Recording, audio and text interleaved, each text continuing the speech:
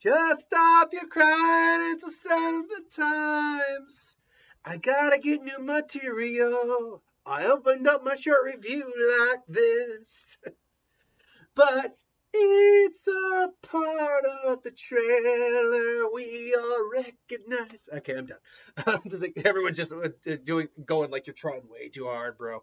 It's like, no, I'm trying just as much as I normally try, which maybe is too hard. Who knows?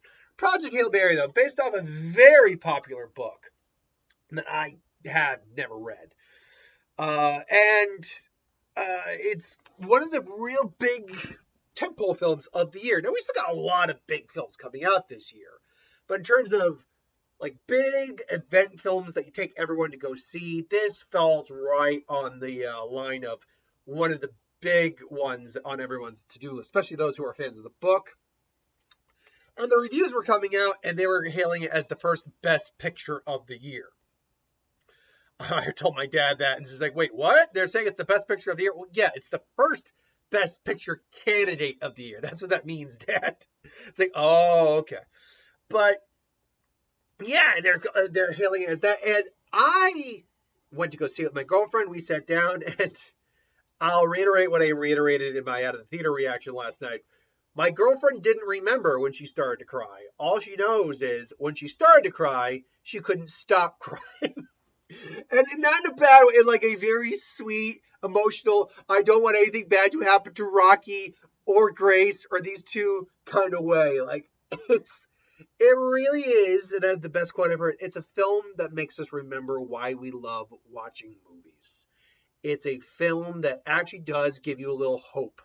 It restores hope in you for things like humanity and who we are as a species, especially in this day and age.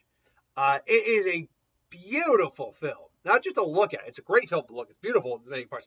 But it's a beautiful type of film. It's a story about the human spirit. It's about our ability to connect, to come together, our ability to adapt and evolve, our ability to overcome the obstacles ahead of us to be something greater, to be something more than what we think we are. It truly was a wonderful experience. I liken a lot of it to The Martian, which is not the same. I don't even think it's the same guy who wrote this. I don't think did the guy who write The Martian? It's not the same director. It's not really Scott. This one, actually, who did direct this one? It was directed by Phil. Oh wow, it's, Lord Miller. Lord Miller directed this. Okay. It was written by Drew Goddard. So it's and I'll say this. This very well now may be Amazon's first real bona fide hit. This is an Amazon funded movie. It's an expensive movie too at $200 million, but unlike other films where I will see a huge budget and wonder where the hell the money go, Haunted Mansion, I'm looking at you. This one, I looked at it and I said, oh no, do you see the money on the screen? The money is on the screen. Any shot of them in space, it's on the screen. Honestly, the practical effect on Rocky alone probably cost a good couple million to get down. Rocky is predominantly a practical puppet. And so a lot of people think that it's practical is more practical, but it's actually not these days. It is cheaper to do things in CGI than it is to do practical. Now, to make it look realistic, that's a different thing entirely. To make it believable in the scene, that's different entirely. But yeah, but technically speaking, it's cheaper to do that than to make something practical. But for Ryan Gosling, I mean, I'm sure he probably could have acted with nothing on the set there. But with Ryan Gosling, it helps him as an actor to actually have something to work off of. Not just a golf ball on a stick, but an actual puppet that moves and you can interact with and communicate and, actually have a conversation with. And so you see this camaraderie, this chemistry, this friendship between these two individuals of a different race, completely different biologies,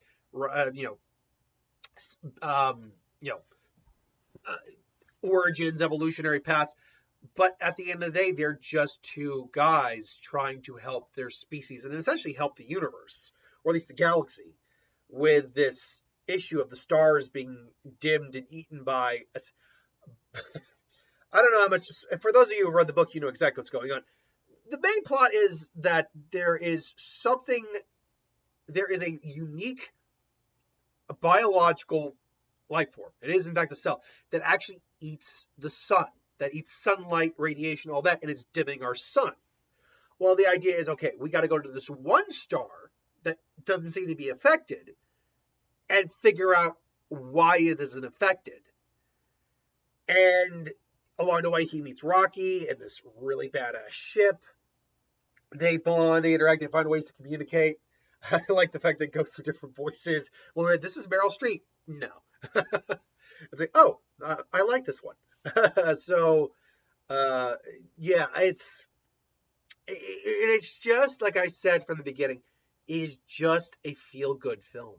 It really is. It really kind of revitalizes a lot of your faith in humanity in some ways. Even when humanity has to make really tough choices. We see this film in segments. And what I mean by that is not like vignettes like Frankenstein, where it was the monster's tale and the human's tale, or like The Last Duel, which ironically Ridley Scott did The Martian, he also did The Last Duel, where it's told in 3 different points of view, the story. No, it's told kind of a little Inception-y, or kind of like, not Inception, what's the other one? Christopher Nolan one. Memento. It's told, we are constantly coming back and forth to how he ultimately ended up on the ship. Because he wakes up with no memory of how he's on the ship, why he's on the ship. And it's him trying to piece together why and how he got there. And we see ultimately how he started and how he ultimately ended there, and it just makes you realize the kind of like the morality of it all. It makes you stop and really not realize, but question it more, I guess is the best way to put it. Like, what would you do in that scenario? Would you basically force people knowingly are going out to die on this mission? Like, that is a proponent of this mission. And you have to, in good conscience, sign off on that. You have to knowingly send people to their death. Could you have the balls to honestly do that? Could you have the balls to just look someone in the eye and say, I have to let you die? Like, and then would they be okay with that? All for the hope, not even the guarantee, the hope of saving the entirety of the humanity.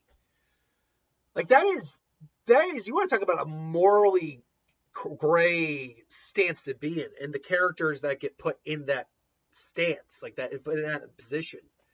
Man, it makes for just some really good movie making, really good storytelling, and just some really good questioning of, moral ethics and where our limit is, and how does bravery come about? He makes a joke, or he says to one guy, yeah, I kind of lack the bravery gene. And the guy looks at him and goes, yeah, bravery is not about, there's no genetic component to bravery. And so it's, again, it's just when we see where the story starts and goes and ends, it really is just a wonderful, wonderful film that just really puts a big smile on my face and in my heart. Like, and my girlfriend loved it too, but she honestly had like not a moral crisis. What's the word I'm looking for here? She had a midlife crisis watching that, as she put it. Like, oh God, like she was a wreck. By the time she let it sink in, she was actually a wreck. Like, oh my God, honey, are you okay? And she's fine. Ultimately, she's fine. But like, oh no. But yeah, no, there's nothing else to say except this is the best picture of the year right now. Right now, if you looked at every film that came out this year, this is the best film of the year. And this is a year where we haven't had the strongest selection of movies so far, but we're only in March. Granted, we're almost a quarter of the way done with the year. Think about that. Where's the year going? But we've still had some movies that I really, really liked. Bone Temple. Up until now, Bone Temple was probably the best film of the year for me, I would argue. But then again, let me just remind myself what else came out this year. So yeah, Bone Temple. What else did I see? I guess the other question. Primate. No, it would have been the Bone Temple or Primate. I didn't see anything that week either. Iron Lung, no, it's better than Iron Lung. Uh, Jeez, I didn't see anything that week either. I think I was playing catch up, man. Goat, I remember that. It's better. Yeah, no, yeah. This is the best film of the year so far. Otherwise, I probably would have said Bone Temple, but yeah, right now this is the best film of the year so far. In terms of trailers that we didn't get a really large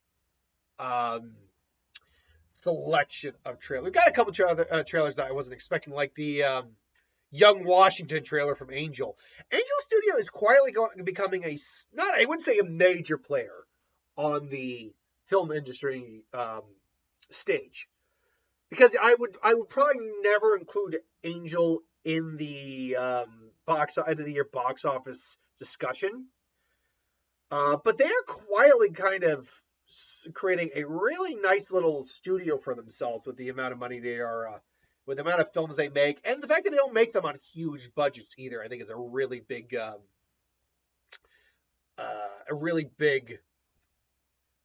plus for them. So let's see here. Then we got what else did we get? I know we got quite a few trailers. We got Dune. I know we got the Dune trailer.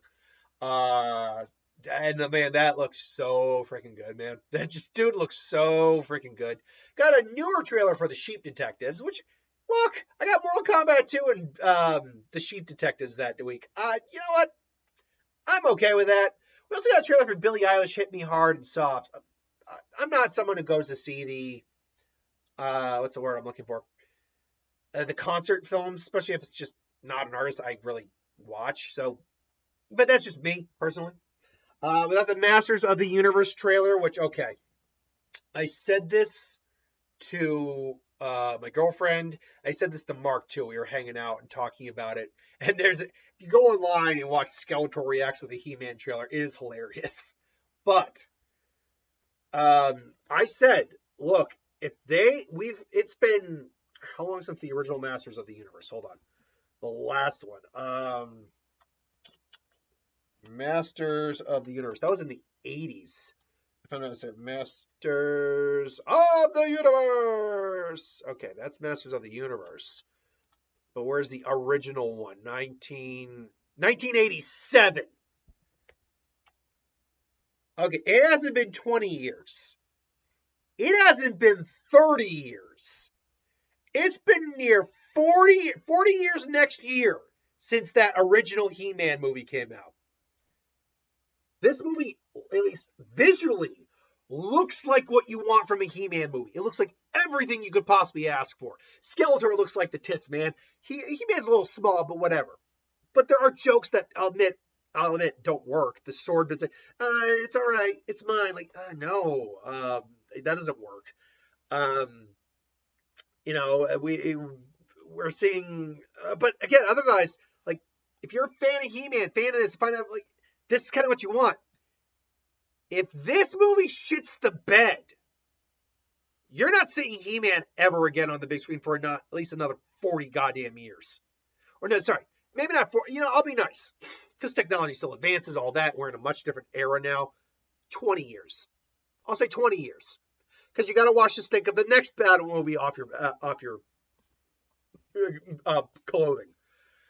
So if they screw this up, that's it. He-Man's done for another at least 20 years, in my opinion. Which means I'll be in my 50s by the time we get another He-Man movie, if then. So, man, they need to hit the mark on this He-Man movie. And then you got Spider-Man Brand New Day, the trailer that popped up online yesterday. Not technically. No, it wasn't yesterday. It was the day prior.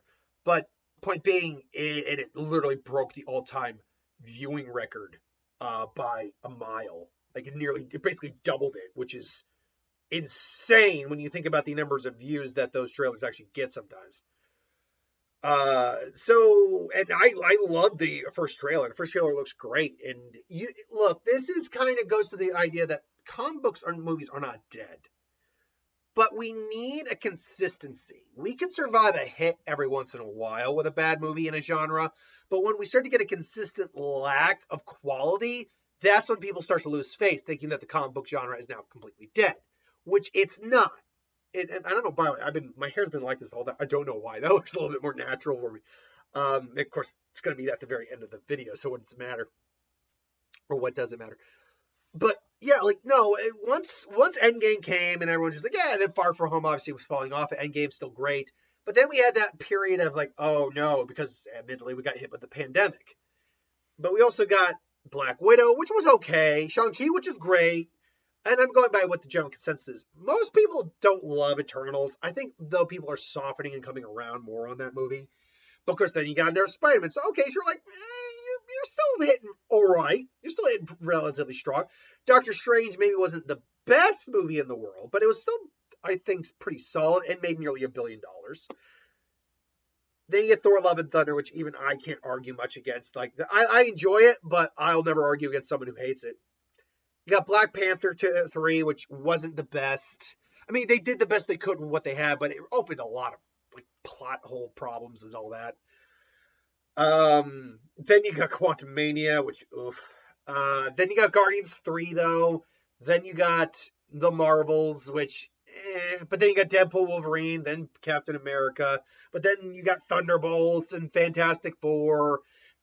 And I think really, if it were just the movie side of things, maybe we wouldn't be as harsh, and probably they would have maybe done a little bit better. Maybe our viewpoint wouldn't be so harsh. But the problem is they're also doing the TV show side of things at the same time. And honestly, I think that's what killed them. Apart from just spreading things out too thin. The fact that you had two different Marvels going on basically at the same time that are supposed to kind of be connected, but not, and you could not give us consistent quality on a lot of the Marvel shows, at least at the time. They seem to be turning the corner on that with things like Loki Season 2, Agatha All Along, or Agatha, I think that's what the name of the show, Agatha. Anyway, Agatha. And Wonder Man recently. Like, they seem to be turning the corner on that as well. So, I mean, look, we'll have to wait and see what Spider-Man does. But we got Daredevil. We've got Daredevil Season 2, Born Again. And Season 2 is coming out this week, or next week, sorry. So that's something to look forward to. So I think we're now starting to turn the corner and get back. We went from a golden age to a very tarnished silver age, which still isn't bad. You know what? Let's go back. Let's even use a better analogy. Let's go from platinum, which is even higher in standard than gold, platinum age, to a starting to tarnish silver age, where there was still enough good quality to keep people interested, but not enough to get a lot of people who jumped off ship back. I know Mark, for example, has said he's not a huge fan of comic book movies anymore. He just lost his interest, and sometimes that just happens. But I think we're starting to turn into the corner from going from being silver to at least going back into a gold age.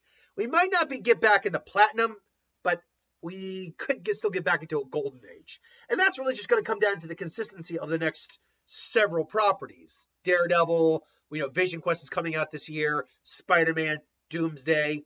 I think maybe the Punisher special also comes out this year, if I'm not mistaken.